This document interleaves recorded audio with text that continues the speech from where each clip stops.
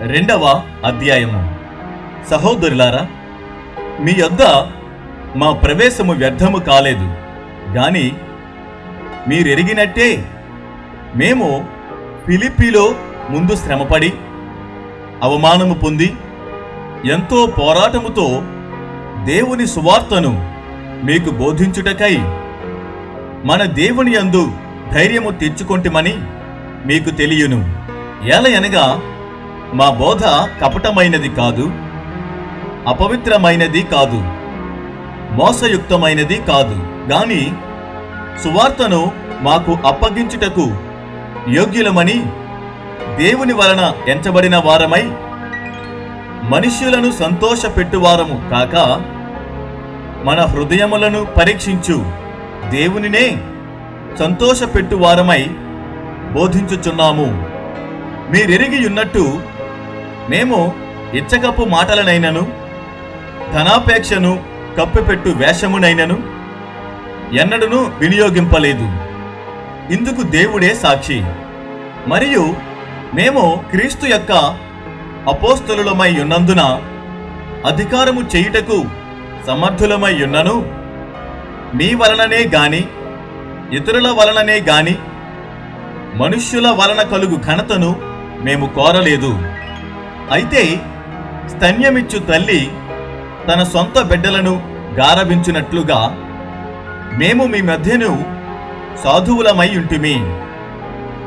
మీరు మాకు బహు ప్రియులై ఉంటిరి గనుక మీ యందు విశేషాపేక్ష గలవారమై దేవుని సువార్తను మాత్రము గాక మా ప్రాణములను కూడా మీకిచ్చుటకు సిద్ధపడి ఉంటిమి.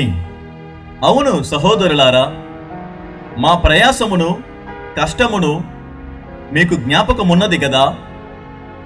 మేము మీలో ఎవనికైనను భారముగా ఉండకూడదని రాత్రింబగళ్ళు కష్టము చేసి జీవనము చేయుచు మీకు దేవుని సువార్త ప్రకటించితిమి.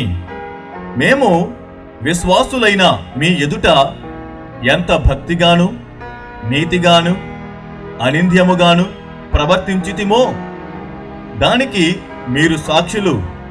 దేవుడును సాక్షి. తన రాజ్యమునకును మహిమకును మిమ్మును పిలుచుచున్న దేవునికి తగినట్టుగా మీరు నడుచుకొనవలెనని మేము మీలో ప్రతివానిని హెచ్చరించుచు ధైర్యపరచుచు సాక్ష్యమిచ్చుచు తండ్రి తన బిడ్డల ఎడల నడుచుకొను రీతిగా మీలో ప్రతివాని ఎడల మేము నడుచుకుంటుమని మీకు తెలియను.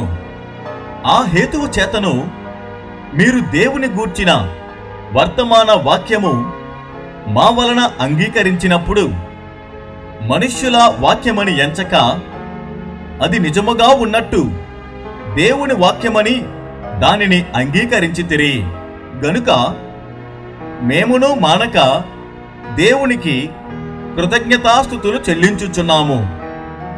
ఆ వాక్యమే విశ్వాసులైన మీలో కార్యసిద్ధి కలుగజేయుచున్నది.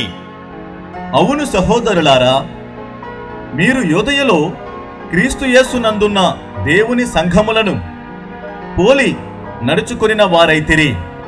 వారు యూదుల వలన అనుభవించినట్టి శ్రమలే మీరును మీ సొంత దేశస్థుల వలన అనుభవించితిరి.